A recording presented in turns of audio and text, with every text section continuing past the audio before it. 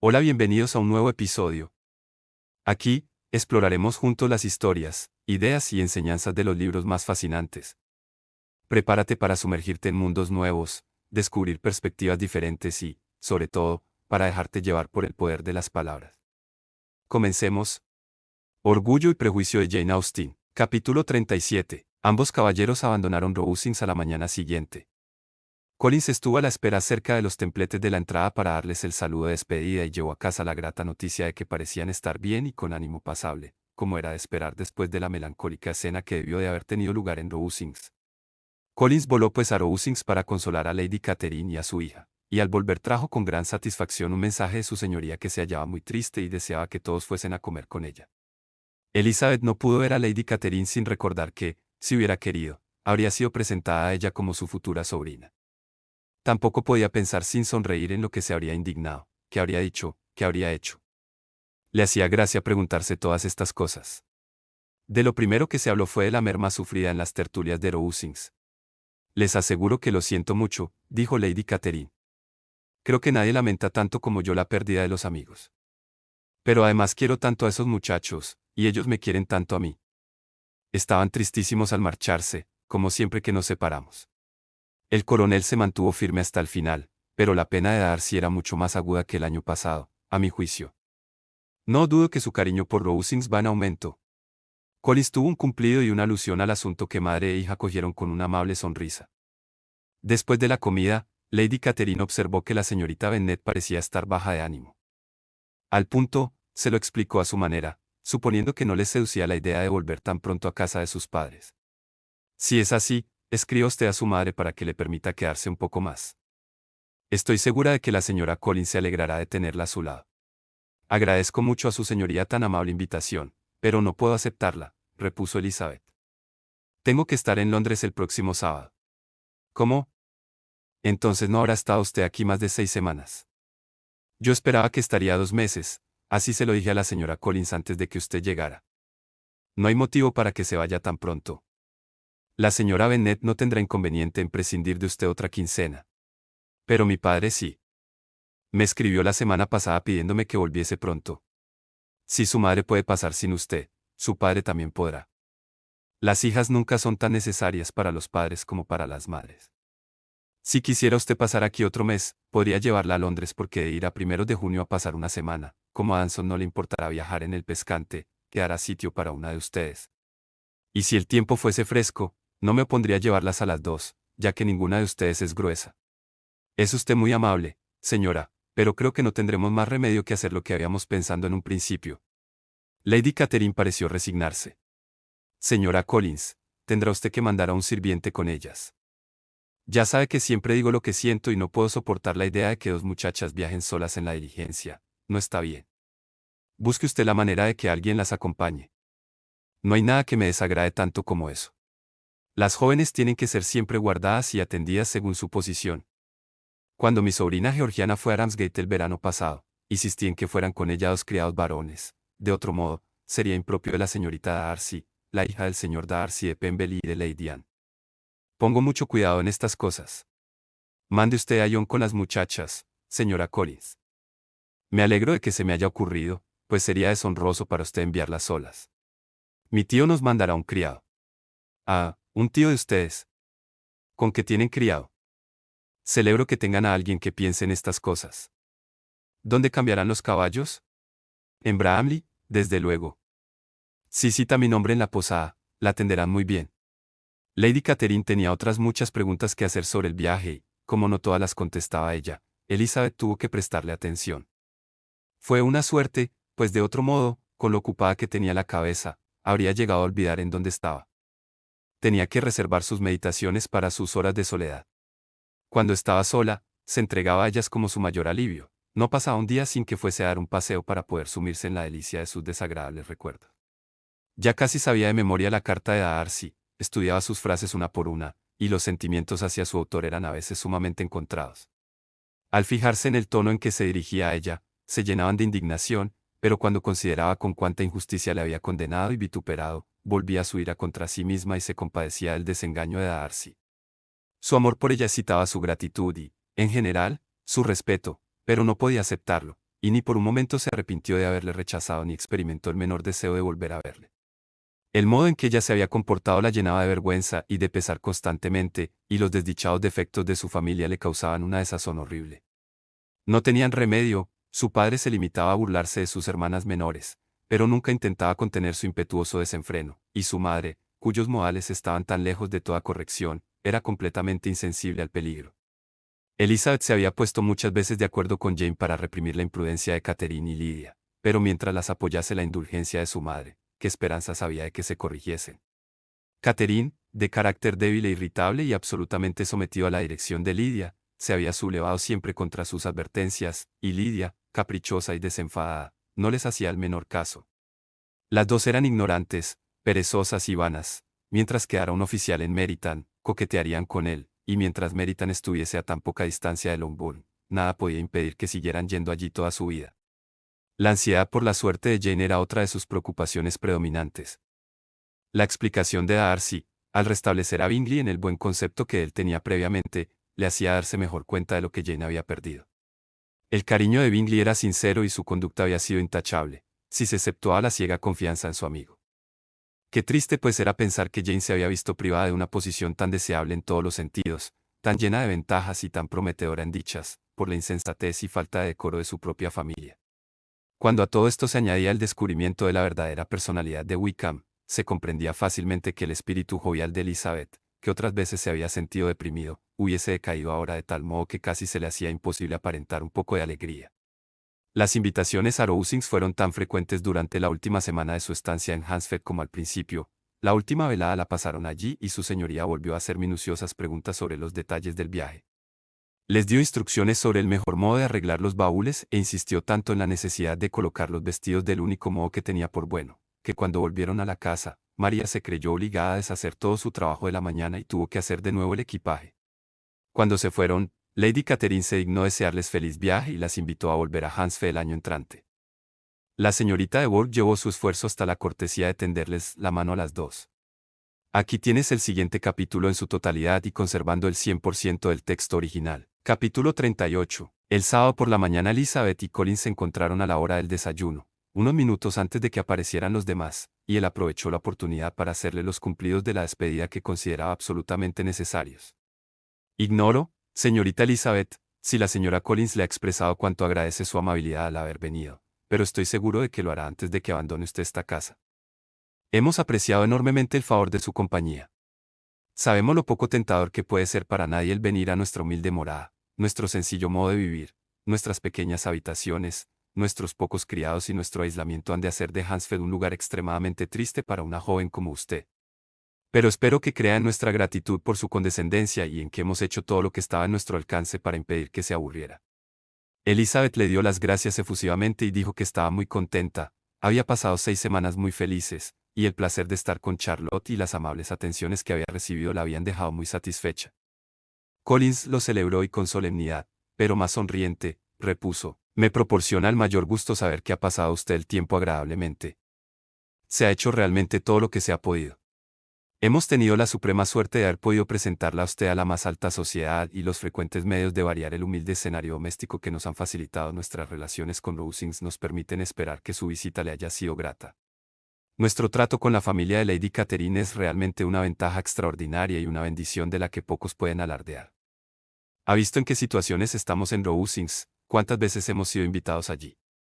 Debo reconocer sinceramente que con todas las desventajas de esta humilde casa parroquial, nadie que aquí venga podrá compadecerse mientras puedan compartir nuestra intimidad con la familia de Bourgh. Las palabras eran insuficientes para la elevación de sus sentimientos y se vio obligado a pasearse por la estancia mientras Elizabeth trataba de combinar la verdad con la cortesía en frases breves. Así pues, podrá usted llevar buenas noticias nuestras a Hertfordshire, querida prima. Al menos esta es mi esperanza.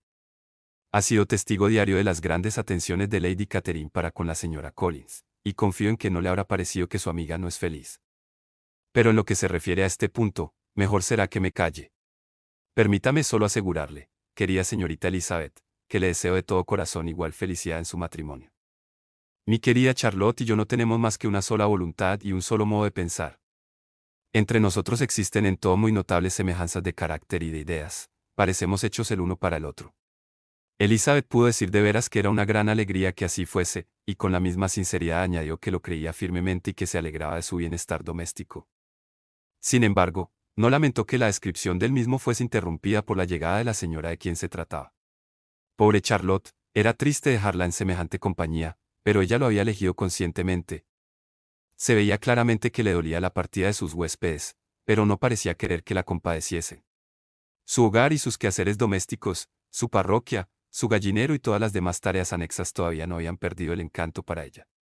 Por fin llegó la silla de posta, se cargaron los baúles, se acomodaron los paquetes y se les avisó que todo estaba listo. Las dos amigas se despidieron afectuosamente, y Collins acompañó a Elizabeth hasta el coche. Mientras atravesaban el jardín, le encargó que saludase afectuosamente de su parte a toda la familia y que les repitiese su agradecimiento por las bondades que le habían dispensado durante su estancia en Longbourn el último invierno. Además, le encareció que saludase también a los Gardner, a pesar de que no los conocía. Le ayudó a subir al coche y tras ella María. A punto de cerrar las portezuelas, Collins, consternado, le recordó que se habían olvidado de encargarle algo para las señoras de Rosings. Pero seguramente desearán que les transmitamos sus humildes respetos junto con su gratitud por su amabilidad para con ustedes. Elizabeth no se opuso, se cerró la portezuela y el carruaje partió. Dios mío. Parece que fue ayer cuando llegamos y, sin embargo, ¿cuántas cosas han ocurrido?, exclamó María al cabo de unos minutos de silencio. Muchas, es cierto, contestó su compañera en un suspiro. Hemos cenado 9 veces en Rosings y hemos tomado el té allí 2 veces. ¿Cuánto tengo que contar?, Elizabeth añadió para sus adentros. Y yo, ¿cuántas cosas tengo que callarme? El viaje transcurrió sin mucha conversación y sin ningún incidente, y a las 4 horas de haber salido de Hansfeld llegaron a casa de los Gardner, donde iban a pasar unos pocos días. Jane tenía muy buen aspecto, y Elizabeth casi no tuvo lugar de examinar su estado de ánimo, pues su tía les tenía preparadas un sinfín de invitaciones. Pero Jane iba a regresar a Longbourn en compañía de su hermana, y una vez allí habría tiempo de sobra para observarla. Elizabeth se contuvo a duras penas para no contarle hasta entonces las proposiciones de Darcy. Qué sorpresa se iba a llevar y qué gratificante sería para la vanidad que Elizabeth todavía no era capaz de dominar. Era una tentación tan fuerte que no habría podido resistirla a no ser por la indecisión en que se hallaba, por la extensión de lo que tenía que comunicar y por el temor de que, si empezaba a hablar, se vería forzosamente obligada a hablar de Bingley, con lo que solo conseguiría entristecer más aún a su hermana. Capítulo 39. En la segunda semana de mayo, las 3 muchachas partieron juntas de Grasachach Street en dirección a la ciudad de Hertfordshire. Al llegar cerca de la posada en donde tenía que esperarlas el coche del señor Bennet, vieron enseguida, como una prueba de la puntualidad del cochero, a Catherine y a Lydia, que estaban al acecho en el comedor del piso superior. Habían pasado casi una hora en el lugar, felizmente ocupadas en visitar la sombrerería de enfrente, en contemplar al centinela de guardia y en aliñar una ensalada de pepino. Después de dar la bienvenida a sus hermanas, les mostraron triunfalmente una mesa dispuesta con todo el fiambre que puede hallarse normalmente en la despensa de una posada y exclamaron: «¿No es estupendo? ¿No es una sorpresa agradable? Queremos convidarnos a todas», añadió Lydia, «pero tendréis que prestarnos el dinero porque acabamos de gastar el nuestro en la tienda de ahí fuera».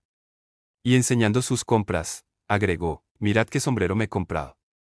No creo que sea muy bonito, pero pensé que lo mismo daba comprarlo que no. Lo dejaré en cuanto lleguemos a casa y veré si puedo mejorarlo algo». Las hermanas lo encontraron feísimo, pero Lydia, sin darle importancia, respondió: «Pues en la tienda había 2 o 3 mucho más feos, y cuando compre un raso de un color más bonito, lo arreglaré y creo que no quedará mal del todo. Además, poco importa lo que llevemos este verano porque la guarnición del condado se va de Meryton dentro de 15 días». «Sí», exclamó Elizabeth, satisfecha. «Van a acampar cerca de Brighton. A ver si papá nos lleva allí este verano. Sería un plan estupendo y costaría muy poco. A mamá le apetece ir más que ninguna otra cosa. Imaginad si no, qué triste verano nos espera». «Sí, sería un plan realmente estupendo», pensó Elizabeth, «y muy propio para nosotras. No nos faltaría más que eso, Brighton y todo un campamento de soldados, con lo trastornadas que ya nos han dejado un mísero regimiento y los bailes mensuales de Meryton». «Tengo que daros algunas noticias», dijo Lydia cuando se sentaron a la mesa. «¿Qué creéis? Es lo más sensacional que podéis imaginaros, una nueva importantísima acerca de cierta persona que a todas nos gusta». Jane y Elizabeth se miraron y dijeron al criado que ya no lo necesitaba. Lydia se rió y dijo: «Eso revela vuestra formalidad y discreción». «¿Creéis que el criado iba a escuchar como si le importase?». Apostaría que oye a menudo cosas mucho peores que las que voy a contaros, pero es un tipo muy feo. Me alegro de que se haya ido, nunca he visto una barbilla tan larga. Bien, ahora vamos a las noticias. Me refiero a nuestro querido Wickham. Son demasiado buenas para el criado, ¿verdad? No hay peligro de que Wickham se case con Mary King, nos lo reservamos. Mary King se ha marchado a Liverpool, a la casa de su tía, y no volverá. Wickham está a salvo, y Mary King está a salvo también, a salvo de una boda imprudente para su felicidad, añadió Elizabeth, pues es bien tonta yéndose si le quiere. Pero supongo que no habría mucho amor entre ellos, dijo Jane. Lo que es por parte de él, estoy segura de que no. Mary nunca le importó tres pitos. ¿Quién podría interesarse por una cosa tan asquerosa y tan llena de pecas? Elizabeth se escandalizó al pensar que, aunque ella fuese incapaz de expresar semejante ordinariez, el sentimiento no era muy distinto del que ella misma habría abrigado en otro tiempo y admitido como liberal. En cuanto hubieron comido y las mayores hubieron pagado, pidieron el coche y, después de organizarse un poco, todas las muchachas con sus cajas, sus bolsas de labor, sus paquetes y la mal acogida adición de las compras de Catherine y Lidia, se acomodaron en el vehículo. «¿Qué apretaditas vamos?», exclamó Lidia. «Me alegro de haber comprado el sombrero, aunque solo sea por el gusto de tener otra sombrerera. Bueno, vamos a ponernos cómodas y a charlar y reír todo el camino hasta que lleguemos a casa. Primeramente, oigamos lo que os ha pasado a vosotras desde que os fuisteis. ¿Habéis conocido algún hombre interesante? ¿Habéis tenido algún flirt? Tenía grandes esperanzas de que una de vosotras pescaría marido antes de volver. Jane pronto va a hacerse vieja, casi tiene 23 años. Señor, qué vergüenza me daría a mí si no me casara antes de los 23. No os podéis figurar las ganas que tiene la tía Phillips de que os caséis. Dice que Lizzie habría hecho mejor en aceptar a Collins, pero yo creo que habría sido muy aburrido. Señor, cómo me gustaría casarme antes que vosotras. Entonces sería yo la que os acompañaría a los bailes. Lo que nos divertimos el otro día en casa de los Forster. Catherine y yo fuimos a pasar allí el día, y la señora Forster nos prometió que haría un pequeño baile por la noche, como la señora Forster y yo somos tan amigas. Así que invitó a las Harrington, pero como Harriet estaba enferma, Ben tuvo que venir sola. ¿Y entonces qué creeríais que hicimos? Disfrazamos de mujer a Chamberlain para que pasase por una dama. ¿Os imagináis qué risa? No lo sabía nadie, solo el coronel, la señora Forster, Catherine y yo. Aparte de mi tía, porque nos vimos obligadas a pedirle prestado uno de sus vestidos. No os podéis figurar lo bien que estaba. Cuando llegaron Denny, Wickham y 2 o 3 caballeros más, no lo conocieron ni por lo más remoto. Cómo me reí y lo que se rió la señora Forster. Creí que me iba a morir de risa. Y entonces eso les hizo sospechar algo y enseguida descubrieron la broma. Con historias parecidas de fiestas y bromas, Lidia trató, con la ayuda de las indicaciones de Catherine, de entretener a sus hermanas mayores durante todo el camino hasta que llegaron a Longbourn. Elizabeth intentó escucharla lo menos posible, pero no se le escaparon las frecuentes alusiones a Wickham. En casa, la recibieron con todo el cariño. La señora Bennet se regocijó al ver a Jane tan guapa como siempre, y el señor Bennet, durante la comida, más de una vez le dijo a Elizabeth: «De todo corazón me alegro de que hayas vuelto, Lizzie». La reunión en el comedor fue numerosa, pues habían ido a recoger a María y a oír las noticias la mayoría de los Lucas. Se habló de muchas cosas. Lady Lucas interrogaba a María desde el otro lado de la mesa sobre el bienestar y el corral de su hija mayor. La señora Bennet estaba doblemente ocupada en averiguar las modas de Londres que su hija Jane le explicaba por un lado y en transmitir los informes a las más jóvenes de las Lucas por el otro. Lidia, chillando más que nadie, detallaba lo que habían disfrutado por la mañana a todos los que quisieran escucharla. «Cuánto me hubiese gustado que hubieras venido con nosotras. Nos hemos divertido de lo lindo. Cuando íbamos Catherine y yo solas, cerramos todas las ventanillas para hacer ver que el coche iba vacío, y habríamos ido así todo el camino si Catherine no se hubiese mareado. Al llegar al George, fuimos tan generosas, obsequiamos a las 3 con el aperitivo más estupendo del mundo, y si hubieses venido tú, te habríamos invitado a ti también. Y qué juerga la vuelta. Pensé que no íbamos a caber en el coche. Estuve a punto de morirme, y todo el camino lo pasamos bárbaro, hablamos y reíamos tan alto que se nos habría podido ir a 10 millas. Mary replicó gravemente: «Lejos de mí, querida hermana, está el despreciar esos placeres. Serán propios sin duda de la mayoría de las mujeres, pero confieso que a mí no me hace ninguna gracia. Habría preferido 1000 veces antes un libro». Pero Lidia no oyó una palabra de su observación. Rara vez escuchaba a nadie más de medio minuto, y a Mary nunca le hacía ni caso. Capítulo 40. Elizabeth no pudo contener por más tiempo su impaciencia por contarle a Jane todo lo que había sucedido.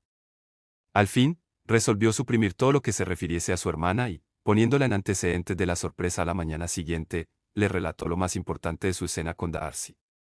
El gran cariño que Jane sentía por Elizabeth disminuyó su asombro, pues todo lo que fuese admiración por ella le parecía perfectamente natural.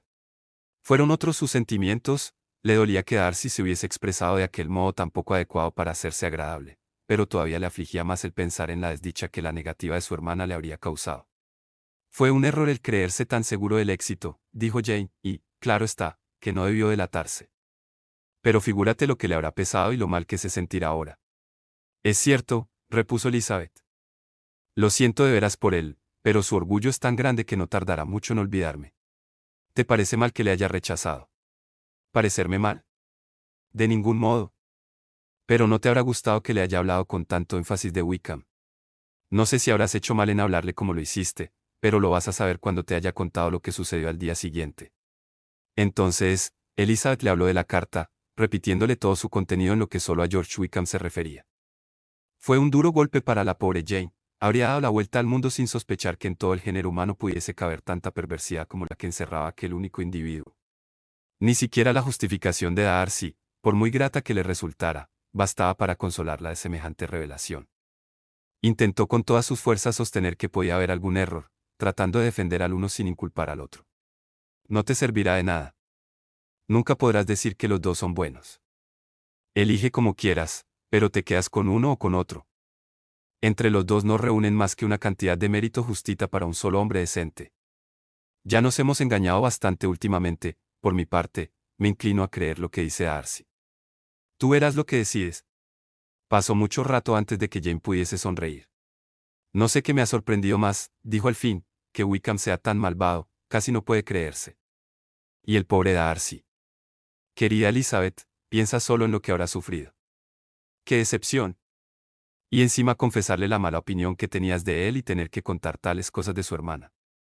Es verdaderamente espantoso, ¿no te parece? Oh, no, se me ha quitado toda la pena y toda la compasión al ver que tú la sientes por las dos. Sé que con que tú le hagas justicia basta, sé que puedo estar cada vez más despreocupada e indiferente. Tu profusión de lamentos me salva, y si sigues compadeciéndote de él mucho tiempo, mi corazón se hará tan insensible como una roca. Pobre Wickham. Parece tan bueno, tan franco.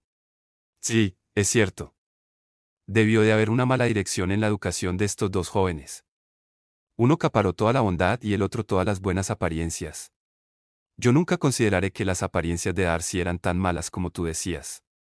Pues ya ves, yo me tenía por muy lista cuando le encontraba tan antipático sin ningún motivo. Sentir ese tipo de antipatías es como un estímulo para la inteligencia, es como un rasgo de ingenio. Se puede estar hablando mal continuamente de alguien sin decir nada justo, pero no es posible estar siempre riéndose de una persona sin dar alguna vez en el clavo. Estoy segura, Elizabeth, de que al leer la carta de Darcy por primera vez no pensaste así. No habría podido, es cierto, estaba tan molesta, o mejor dicho, tan triste, y lo peor de todo era que no tenía a quien confiar mi pesar, no tener a nadie a quien hablar de lo que sentía, ninguna Jane que me consolara y me dijera que no había sido tan frágil, tan vana y tan insensata como yo me creía. ¿Qué falta me hiciste? Haber atacado a Darcy de ese modo por defender a Wickham y pensar ahora que no lo merecía es cierto, pero estaba amargada por los prejuicios que había ido alimentando. Necesito que me aconsejes una cosa, ¿debo o no debo divulgar lo que he sabido de Wickham? Jane meditó un rato y luego dijo, creo que no hay por qué ponerle en tan mal lugar. ¿Tú qué opinas? Creo que tienes razón. Darcy no me ha autorizado para que difunda lo que me ha revelado. Al contrario, me ha dado a entender que debo guardar la mayor reserva posible sobre el asunto de su hermana. Y, por otra parte, aunque quisiera abrirle los ojos a la gente sobre su conducta en las demás cosas, ¿quién me iba a creer? El prejuicio en contra de Darcy es tan fuerte que la mitad de las buenas gentes de Meritan morirían antes de tener que ponerle en un pedestal. No sirvo para eso. Wickham se irá pronto, y es mejor que me calle. Dentro de algún tiempo se descubrirá todo, y entonces podremos reírnos de la necedad de la gente por no haberlo sabido antes. Por ahora, no diré nada. Me parece muy bien. Si propagase sus defectos, podrías arruinarle para siempre. A lo mejor se arrepiente de lo que hizo y quiere enmendarse. No debemos empujarle a la desesperación. El tumulto de la mente de Elizabeth se apaciguó con esta conversación. Había descargado uno de los 2 secretos que durante 15 días habían pesado sobre su alma y sabía que Jane la escucharía siempre de buen grado cuando quisiese hablar de ello. Pero todavía ocultaba algo que la prudencia le impedía revelar. No se atrevía a descubrir a su hermana la otra mitad de la carta de Darcy ni decirle con cuánta sinceridad había sido amada por su amigo. Era un secreto suyo que con nadie podía compartir y sabía que solo un acuerdo entre Jane y Bingley justificaría su confesión, y aun entonces, se decía, solo podría contarle lo que el mismo Bingley creyese conveniente participarle. No tendré libertad para revelar ese secreto hasta que haya perdido todo su valor. Como estaba todo el día en casa, tenía ocasión de estudiar el verdadero estado de ánimo de su hermana. Jane no era feliz, todavía quería a Bingley tiernamente, nunca hasta entonces había estado enamorada, y su cariño tenía todo el fuego de un primer amor. Pero su edad y su carácter le daban una firmeza que no suelen tener los amores primeros. No podía pensar más que en Bingley, y se requería todo su buen sentido y su atención a su familia para moderar aquellos recuerdos que podían acabar con su salud y con la tranquilidad de los que la rodeaban. Capítulo 41. Pasó pronto la primera semana del regreso y entraron en la segunda, que era la última de la estancia del regimiento en Meryton. Las jóvenes de la localidad languidecían, la tristeza era casi general. Solo las hijas mayores de los Bennet eran capaces de comer, beber y dormir como si no pasara nada. Catherine y Lydia les reprochaban a menudo su insensibilidad. Estaban muy abatidas y no podían comprender tal dureza de corazón en miembros de su propia familia. Dios mío, ¿qué va a ser de nosotras? ¿Qué vamos a hacer? ¿Cómo puedes sonreír de esa manera, Elizabeth? Exclamaban desoladas. Su cariñosa madre compartía su pesar y se acordaba de lo que ella misma había sufrido por una ocasión semejante hacía 25 años. Recuerdo que lloré 2 días seguidos cuando se fue el regimiento del coronel Miller. Creí que se me iba a partir el corazón. El mío también se hará pedazos, dijo Lydia, si al menos pudiéramos ir a Brighton. Oh, sí, si al menos pudiéramos ir a Brighton, suspiró la señora Bennet. Pero papá es tan poco complaciente. Unos baños de mar me dejarían como nueva, y la tía Phillips asegura que a mí también me sentarían muy bien, añadió Catherine. Estas lamentaciones resonaban de continuo en la casa de Longbourn. Elizabeth trataba de mantenerse aislada, pero no podía evitar la vergüenza. Reconocía de nuevo la justicia de las observaciones de Darcy y nunca se había sentido tan dispuesta a perdonarle por haberse opuesto a los planes de su amigo. Pero la melancolía de Lydia no tardó en disiparse, pues recibió una invitación de la señora Forster, la esposa del coronel del regimiento, para que la acompañase a Brighton. Esta inapreciable amiga de Lydia era muy joven y hacía poco que se había casado. Como las dos eran igual de alegres y animadas, congeniaban perfectamente, y a los 3 meses de conocerse eran ya íntimas. El entusiasmo de Lydia y la adoración que le entró por la señora Forster, la satisfacción de la señora Bennet y la mortificación de Catherine fueron casi indescriptibles. Sin preocuparse lo más mínimo por el disgusto de su hermana, Lydia corrió por la casa completamente extasiada, pidiendo a todas que la felicitaran, riendo y hablando con más ímpetu que nunca, mientras la pobre Catherine continuaba en el salón lamentando su mala suerte en términos poco razonables y con un humor de perros. No veo por qué la señora Forster no me invita a mí también. Aunque Lydia sea su amiga particular, tengo el mismo derecho que ella que me invite, y más aún porque yo soy mayor. En vano procuró Elizabeth que entrase en razón y en vano pretendió Jane que se resignase. La dichosa invitación despertó en Elizabeth sentimientos bien distintos a los de Lydia y su madre. Comprendió claramente que ya no había ninguna esperanza de que la señora Bennet diese alguna prueba de sentido común. No pudo menos que pedirle a su padre que no dejase a Lydia ir a Brighton, pues semejante paso podía tener funestas consecuencias. Le hizo ver la inconveniencia de Lydia, las escasas ventajas que podía reportarle su amistad con la señora Forster y el peligro de que con aquella compañía doblase la imprudencia de Lydia en Brighton, donde las tentaciones serían mayores. El señor Bennet escuchó con atención a su hija y le dijo, Lydia no estará tranquila hasta que haga el ridículo en público, en un sitio u otro, y nunca podremos esperar que lo haga con tan poco gasto y sacrificio para su familia como en esta ocasión. Si supiera los grandes daños que nos puede acarrear a todo lo que diga la gente del proceder inconveniente e indiscreto de Lydia y los que ya nos ha acarreado, estoy segura de que pensarías de modo muy distinto, replicó Elizabeth. ¿Que ya nos ha acarreado? ¿Ha ahuyentado alguno de tus pretendientes? Pobre Lizzie, pero no te aflijas, esos jóvenes tan delicados que no pueden soportar tales tonterías no valen la pena. Ven, dime, ¿cuáles son los remilgados galanes a quienes ha echado atrás la locura de Lydia? No me entiendes, no me quejo de eso. No denuncio peligros concretos, sino generales. Nuestro prestigio y nuestra respetabilidad ante la gente serán perjudicados por la extrema ligereza, el desdén y el desenfreno de Lydia. Perdona, pero tengo que hablarte claramente, si tú, querido padre, No quieres tomarte la molestia de comprimir su euforia, de enseñarle que no debe consagrar su vida a sus actuales pasatiempos. Dentro de poco será demasiado tarde para que se enmiende, su carácter se afirmará y a los 16 años será una coqueta incorregible, que no solo se pondrá en ridículo a sí misma, sino a toda su familia. Coqueta además en el peor y más ínfimo grado de coquetería, si más atractivo que su juventud y sus regulares prendas físicas, ignorante y de cabeza hueca, incapaz de reparar en lo más mínimo el desprecio general que provocará su afán de ser admirada. Catherine se encuentra en el mismo peligro, porque irá donde Lidia la lleve, vana, ignorante, perezosa y absolutamente incontrolada. Padre, puedes creer que no las criticarán y las despreciarán en donde quiera que vayan y que no envolverán en su desgracia a las demás hermanas. El señor Bennet se dio cuenta de que Elizabeth hablaba con el corazón, le tomó la mano afectuosamente y le contestó: no te intranquilices, amor mío, tú y Jane seréis siempre respetadas y queridas en todas partes y no pareceréis menos aventajadas por tener 2, o quizá 3 hermanas muy necias. No habrá paz en Longbourn si Lidia no habrá ita. Déjala que vaya, el coronel Forster es un hombre sensato y la vigilará, y ella es, por suerte, demasiado pobre para ser objeto de la rapiña de nadie. Su coquetería tendrá menos importancia en Brighton que aquí, pues los oficiales encontrarán allí mujeres más atractivas. De modo que le servirá para comprender su propia insignificancia. De todas formas, ya no puede empeorar mucho, y si lo hace, tendríamos entonces suficientes motivos para encerrarla bajo llave el resto de su vida. Elizabeth tuvo que contentarse con esta respuesta, pero su opinión seguía siendo la misma y se separó de su padre pesarosa y decepcionada. Pero su carácter le impedía acrecentar sus sinsabores insistiendo en ellos, creía que había cumplido con su deber y no estaba dispuesta a consumirse pensando en males inevitables o aumentarlos con su ansiedad. Si Lidia o su madre hubiesen sabido lo que Elizabeth había estado hablando con su padre, su indignación no habría tenido límites. Una visita a Brighton era para Lidia el dechado de la felicidad terrenal. Con su enorme fantasía, veía las calles de aquella alegre ciudad costera plagadas de oficiales, se veía a sí misma trayendo las miradas de docenas y docenas de ellos que aún no conocía. Se imaginaba en mitad del campamento, con sus tiendas tendidas en la hermosa uniformidad de sus líneas, llenas de jóvenes alegres y deslumbrantes con sus trajes de color carmesí. Para completar el cuadro, se imaginaba a sí misma sentada junto a una de aquellas tiendas y coqueteando tiernamente con no menos de 6 oficiales a la vez.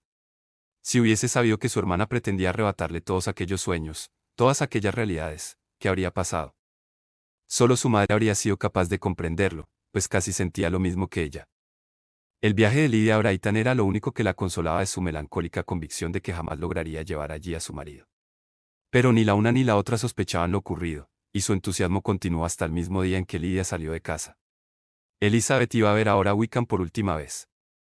Había estado con frecuencia en su compañía desde que regresó de Hampstead, y su agitación se había calmado mucho. Su antiguo interés por él había desaparecido por completo. Había aprendido a descubrir en aquella amabilidad que al principio le atraía una cierta afectación que ahora le repugnaba.